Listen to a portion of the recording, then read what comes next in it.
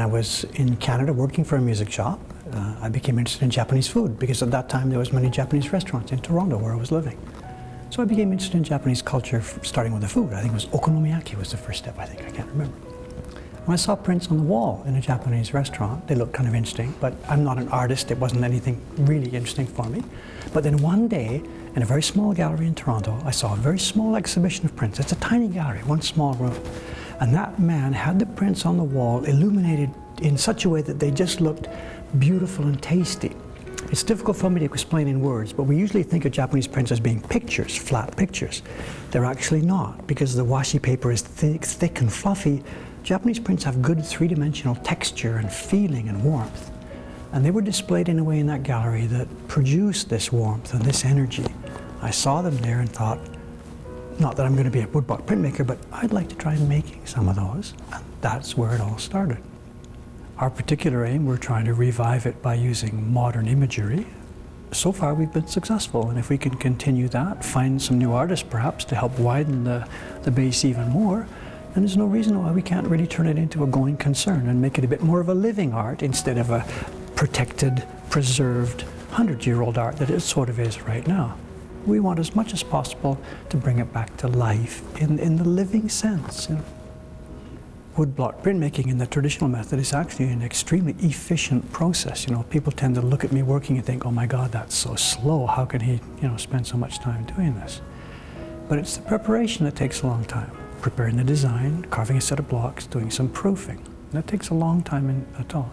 Once that's done, an efficient printer, a good trained efficient printer can pull off prints from those blocks, bang, bang, bang, bang. And it's like whatever BMW or Toyota making cars. Developing a new model must take years. Building the assembly line must take millions of dollars. But once it's done, out they come, one after the other, bang, bang, bang. And it's the same with our job. As long as we keep a good eye on the quality, as long as we're quite strict with ourselves about what we're doing, the production process actually is really quite efficient, even though when you just see it at a glance, it doesn't look so, it doesn't seem so. At heart, I'm just a simple Canadian boy learning DIY mostly how to do this, then getting the chance to learn from older masters meaning the craftsmen of the Edo and Meiji periods. I look at their work. How did they do that? Try and fail and try and fail and get closer and get closer. And I'm really, really lucky in one thing. A young person, whatever, they want to be a figure skater or something, the goal is the Olympics and a gold medal, and they work and they work and they work and they work, and maybe one day they get on that podium and they've got their gold medal. There's no gold medals in my life, but neither is there what happens after the podium. I'm sort of climbing this mountain, and there's this, it's cloudy, I can't see, there's no goal. You will have arrived. The goal is just make prints as good as in the old days. There's no top to it. I'm climbing and climbing, and now and then you sit down for a break and think, yeah, oh my God, and then you look around and think, whoa, look how far I've come. Look what I can do, look where we're okay. So I have both pleasures.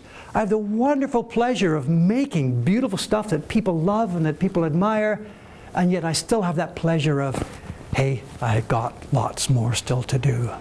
I'm only 64. I got a day or two left. Baby. I saw something recently, another company is selling prints on a website. They use some kind of anime character to make a set of prints. And on the Japanese website where they sell the prints in Japan, they've got the information, the size, the picture, and the price. And then at the place where it says click to place your order, there's some red lettering, and it says "Chui," be careful. And a rough translation said something like, these are handmade objects, and because of this, they will vary from one to the other. There may be misregistration. Some color may be poorly applied. Please understand that these are handmade objects. And people in my workshop, we saw this, and we just laughed first, and then we were disgusted about this. Our pride is not to say some of them are misregistered. Our pride is exactly every one of our prints is made the way it should be. It's the old joke about the wine or whatever, the quality goes in before the name goes on. It's this kind of a thing. It's just our own, if we're not going to try and do it as well as you can, what's the point? Just to try and get money from people? So whether we're being a bit overthinking or not, I don't know. We just want to make prints as beautiful as the ones that were made in the old days. And to a large extent, we're succeeding. No excuses, just as well as we can. Well, my skill, of course, has been a long, steady progress. And not always perfectly smooth. As anybody practicing anything, you make good progress sometimes, then you slip back, and sometimes it's frustrating. Over all those years, there's been times when things have moved forward well, and times when it's been a struggle. But of course, the more time you invest in something, and not just mindlessly repeating, how is it this? What am I doing? What am I doing wrong? How can I make it better? The more time you expend in that kind of activity, of course, the better you get at this. The young David had lots of energy and lots of enthusiasm, but he didn't know what he was doing. The older David now has, I hope, still a good modicum of energy and enthusiasm, but I've got a lot more skill, of course. So the challenge now is twofold. One is to sort of put this thing back together because it's decayed so badly. The tools and materials have fallen into such disrepair.